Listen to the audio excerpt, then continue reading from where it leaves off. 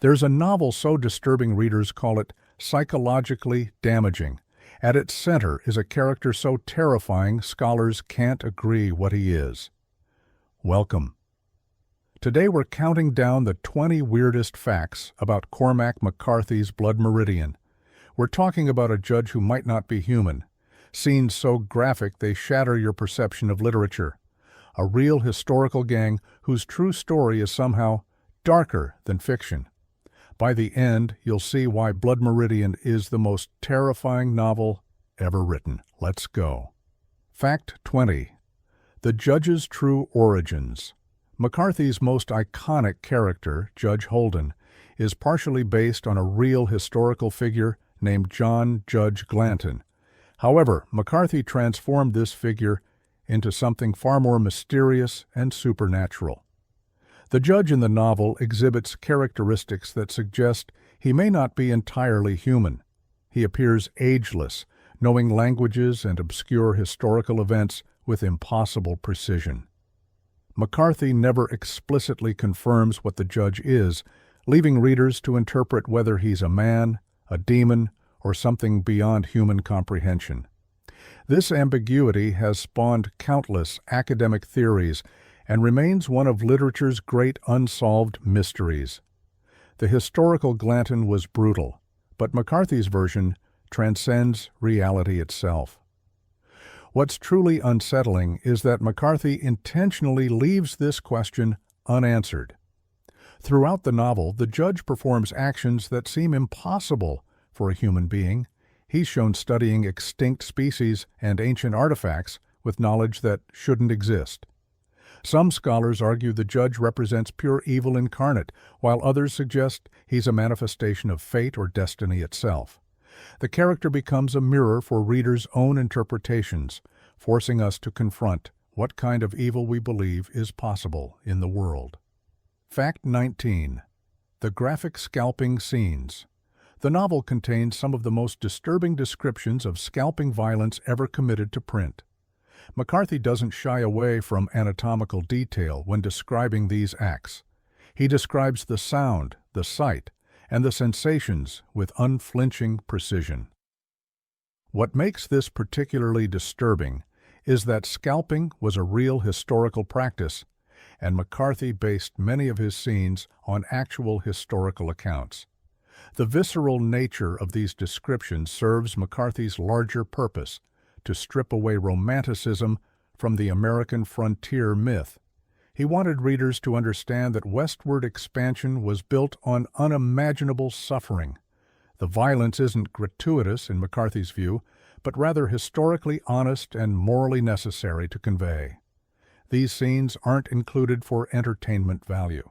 McCarthy's descriptions force readers to sit with the reality of historical violence rather than sanitize it. When you read these passages, you can't escape into comfortable distance. You're placed directly in the moment, experiencing the gore and the horror as vividly as possible. This technique fundamentally challenges the way we consume history.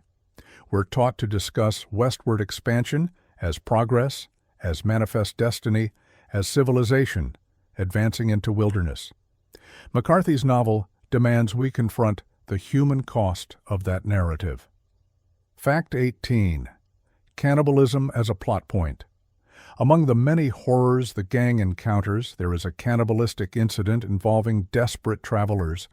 McCarthy describes this scene with the same matter-of-fact tone he uses for other atrocities. The scene is based on historical incidents, including the tragedy of the Donner Party. McCarthy includes it not for shock value, but to demonstrate how desperation strips humans of their civilized veneer. The characters in the novel barely react with moral outrage, treating it as another fact of frontier existence. This normalization of cannibalism is perhaps more disturbing than the act itself, suggesting a world where the usual moral codes have completely collapsed. What's particularly chilling is how the characters respond to this act. In most novels, cannibalism would be treated as a monumental moral catastrophe that everyone must reckon with. Instead, McCarthy's characters acknowledge it happens and move on. This casual indifference suggests that the frontier has produced a kind of moral numbness. The characters have witnessed so much horror that cannibalism barely registers as remarkable. It's this psychological detail that makes the scene truly haunting, not the act itself, but humanity's capacity to normalize the unthinkable. Fact 17. The real-life Glanton Gang. McCarthy's narrative follows a gang loosely based on the real Glanton Gang, which operated in the 1850s.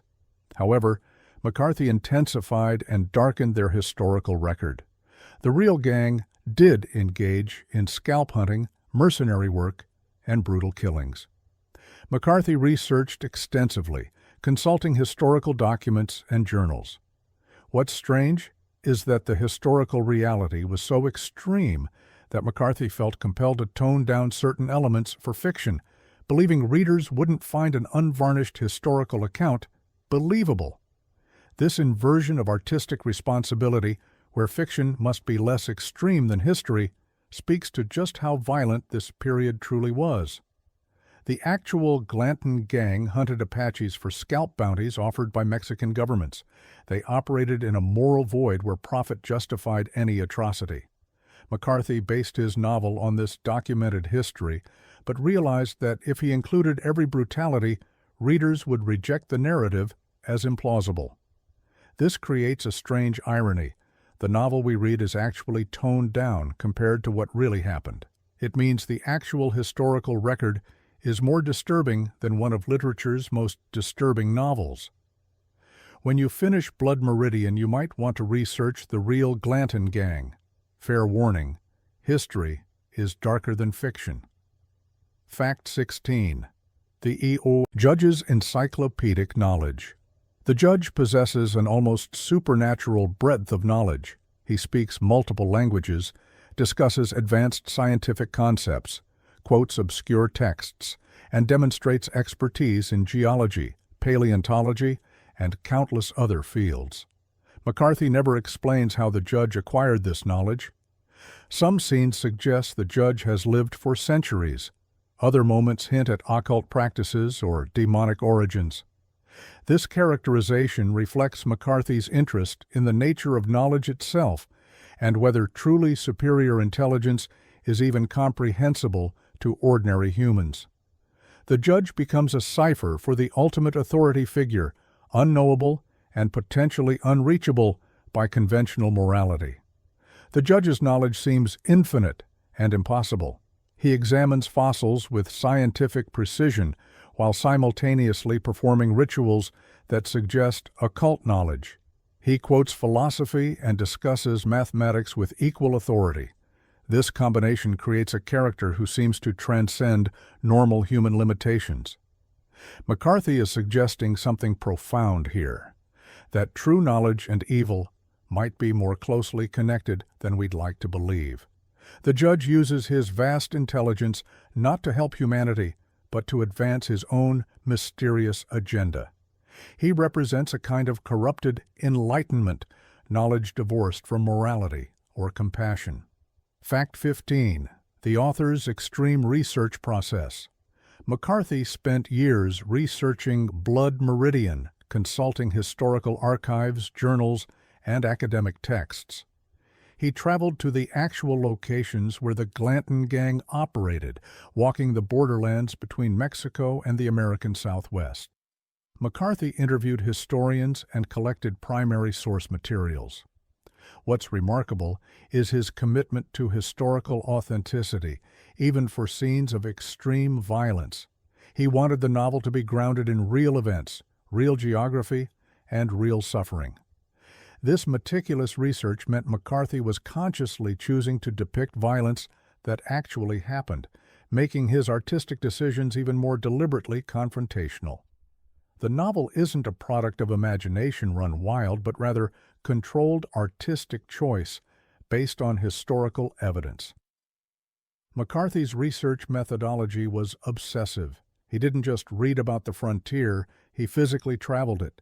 He stood in the same deserts where the Glanton Gang operated. He studied the geology, the weather patterns, the vegetation. This attention to detail creates an authenticity that seeps into every page. When McCarthy describes a desert landscape, he's describing an actual place he visited. When he describes violence, he's basing it on documented historical accounts.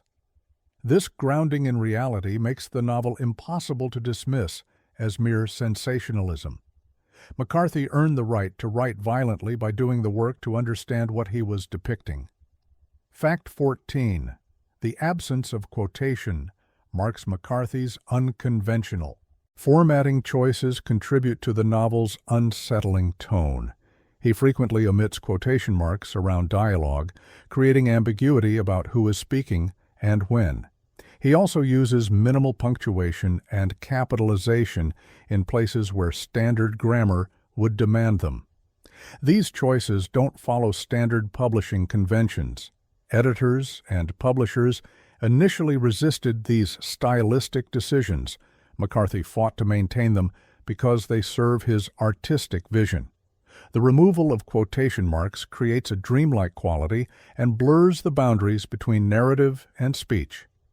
This technique makes the violent scenes feel more immediate and less mediated by conventional storytelling devices. Without quotation marks, dialogue bleeds into narrative description. You can't always tell where one character's words end and another's begins. This creates a disorienting effect that mirrors the confusion and chaos of the frontier itself.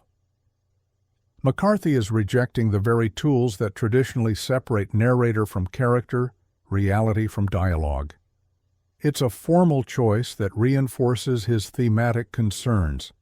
The novel's form, the way it's written, becomes inseparable from its content, what it's describing.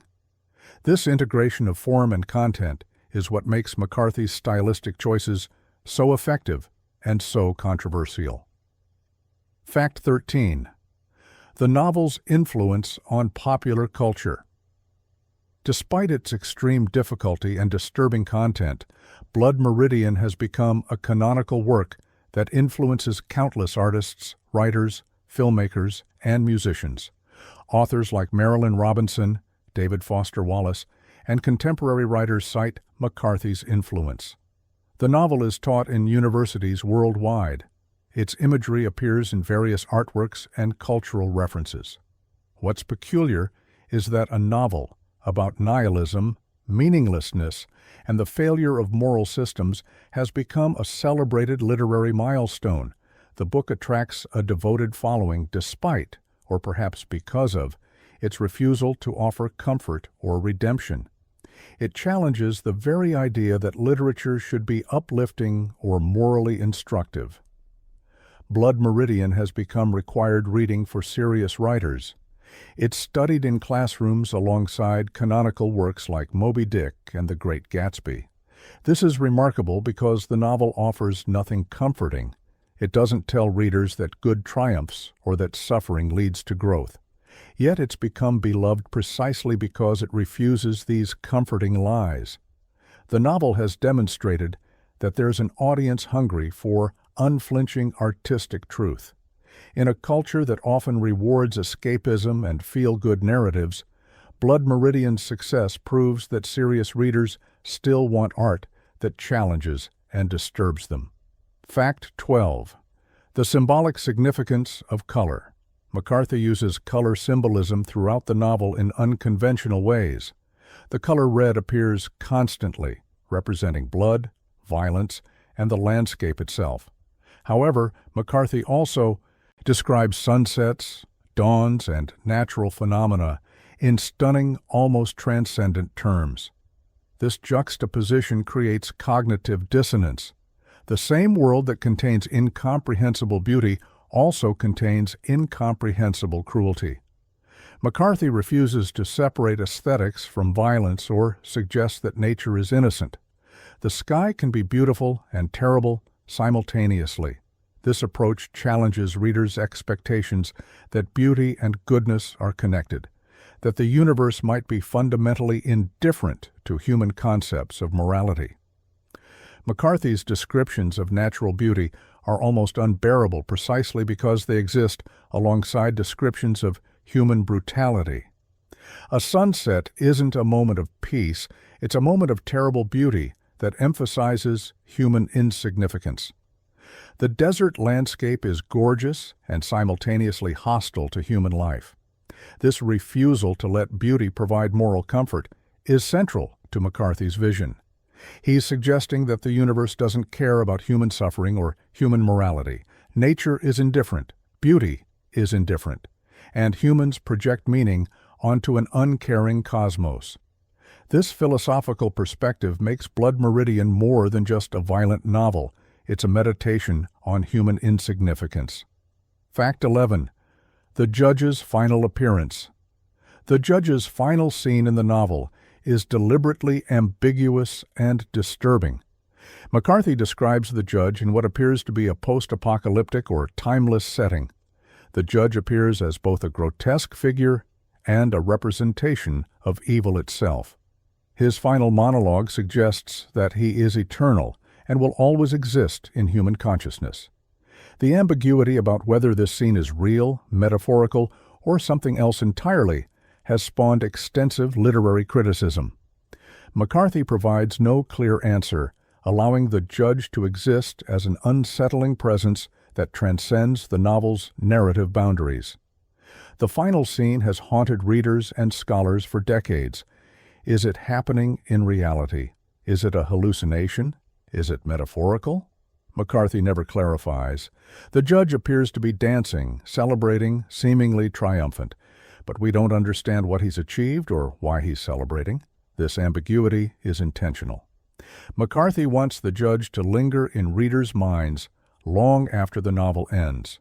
The Judge shouldn't be fully comprehensible or containable within the narrative.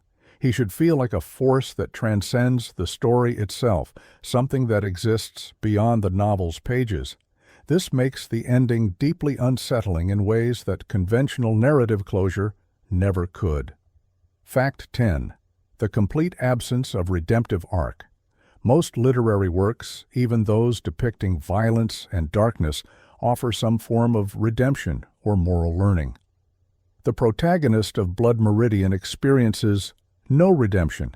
He survives the novel's horrors but remains unchanged and fundamentally hollow. He learns nothing. He grows no wiser. He experiences no epiphany that might suggest suffering leads to understanding. This refusal to provide a redemptive narrative is radical. McCarthy essentially rejects the entire Western literary tradition that suggests suffering leads to growth. The kid, McCarthy's protagonist, becomes a haunting emblem of wasted potential and the possibility that some experiences simply destroy without transforming. The kid's survival is almost cruel. He doesn't die, he just continues existing.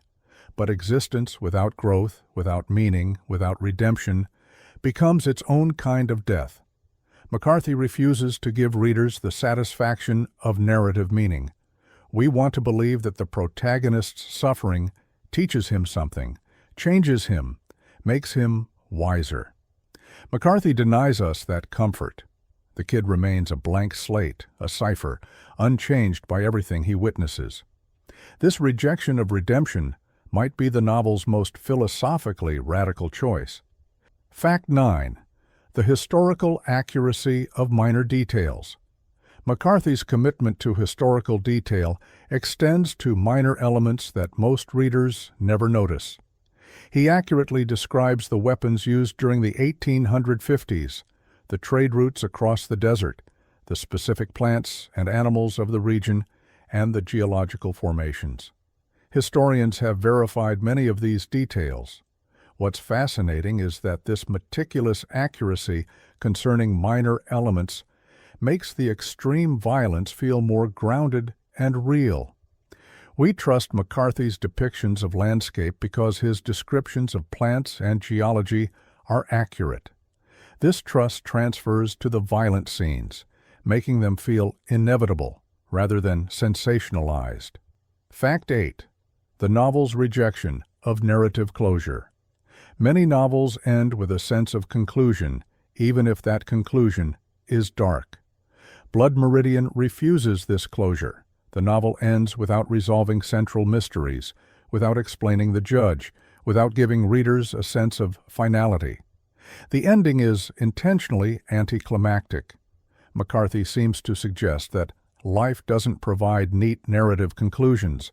The frontier doesn't end cleanly. The violence doesn't lead to anything. The moral questions raised by the novel remain unanswered. This refusal of closure is itself a philosophical statement about reality's nature. McCarthy is suggesting that our desire for narrative meaning is itself a kind of delusion, a way we impose meaning on an uncaring cosmos. The novel's incomplete ending mirrors life's fundamental incompleteness. Fact 7. The influence of Herman Melville. McCarthy has cited Herman Melville as a major literary influence on Blood Meridian. Like Melville's Moby Dick, McCarthy's novel features an epic narrative scope and explores the existence of evil forces that may be beyond human morality. Both works feature charismatic figures whose nature is ambiguous and potentially supernatural. Both novels have been interpreted as meditations on the American frontier and American identity. McCarthy's Judge bears some resemblance to Melville's White Whale, a force of nature that is simultaneously beautiful and destructive. This literary genealogy connects McCarthy to the 19th century American tradition while pushing it toward more extreme conclusions. Fact 6. The novel's lack of clear ideology. Blood Meridian doesn't advocate for any particular political ideology. It's not anti-capitalist or anti-imperial in a conventional sense. It's not a simple critique of American imperialism, though anti-imperial themes are present. The novel refuses to suggest that any particular political system or moral framework would solve the problems it depicts. This refusal to adopt a clear ideological stance frustrated some readers and critics who wanted the novel to make a simple political argument. McCarthy seems to suggest that the violence and exploitation depicted in the novel reflect deeper truths about human nature that transcend any particular historical moment or political system. Fact 5. The religious imagery and ambiguity. Despite its extreme violence and apparent nihilism, Blood Meridian contains rich religious imagery. McCarthy references biblical events, describes landscapes in apocalyptic terms, and presents the judge as a figure that might represent various theological concepts. However, these religious references don't lead to any clear religious meaning. The novel doesn't advocate for faith or suggest that religion provides answers. Instead, religious imagery appears alongside everything else in a world where traditional sources of meaning have collapsed. This ambiguity frustrates readers seeking moral or spiritual guidance. McCarthy seems to suggest that even traditional religious frameworks cannot contain the novel's vision of human nature and historical violence. Fact 4. The philosophical depth of the dialogue. Some of the most challenging passages in Blood Meridian appear in dialogue scenes, particularly in conversations between the kid and other characters, especially an older guide figure. These conversations touch on deep philosophical questions about knowledge, morality, existence, and meaning. McCarthy's characters debate fundamental philosophical questions while sitting around campfires in the desert. These philosophical passages are difficult and demand careful reading. They're not presented with explanations or resolutions. Instead, McCarthy leaves readers to wrestle with these questions themselves. The novel becomes a kind of philosophical text masquerading as a historical narrative. Fact 3. The novel's relationship with the Western genre. Blood Meridian subverts the Western genre by refusing to celebrate frontier heroism or suggest that westward expansion was justified. Traditional Westerns present the frontier as a space of freedom and opportunity. McCarthy's novel reveals the frontier as a space of violence, exploitation, and meaninglessness. He uses the Western's conventions while emptying them of their traditional significance. Characters who might be heroes in a traditional Western become figures of moral horror in McCarthy's vision. This subversion is radical because it attacks the mythological foundations of American identity. McCarthy demonstrates how the Western genre itself was complicit in romanticizing violence and exploitation. Fact 2. The novel's influence on Cormac McCarthy's own career. McCarthy wrote Blood Meridian when few people read it. He didn't write it for commercial success or critical acclaim. He wrote it because he needed to write it, because the story demanded telling in this unflinching way. The decades-long wait for recognition must have been difficult, but it also gave McCarthy freedom. He wasn't writing for an audience. He was writing for artistic truth. When Blood Meridian finally achieved canonical status, it vindicated McCarthy's belief that uncompromising art could eventually find its audience. This has implications for contemporary writers. McCarthy's career suggests that sometimes the most challenging work takes longest to be understood, but its power ultimately transcends initial indifference. Fact 1. The human capacity for horror. Ultimately, the weirdest fact about Blood Meridian is what it reveals about human capacity for violence, cruelty, and indifference.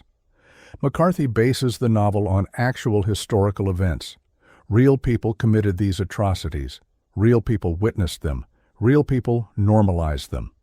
The novel becomes strange not because of McCarthy's imagination, but because history itself was this strange. McCarthy's artistic achievement lies in making readers confront this reality without the usual cushioning of narrative meaning or moral lesson. The novel suggests that humans are capable of extraordinary evil, and that evil doesn't require explanation or justification within a coherent moral framework. This uncomfortable truth is perhaps the novel's most disturbing and important fact. Closing remarks. Blood Meridian remains one of literature's most challenging and significant works. It offers no easy answers and provides no comfort. The novel forces readers to confront difficult truths about human nature, history, and morality. Whether you find it brilliant or unbearable, the novel's refusal to compromise its vision stands as a remarkable achievement in American literature. It's a novel that demands something from its readers, not entertainment, but engagement with some of the darkest questions humanity must face.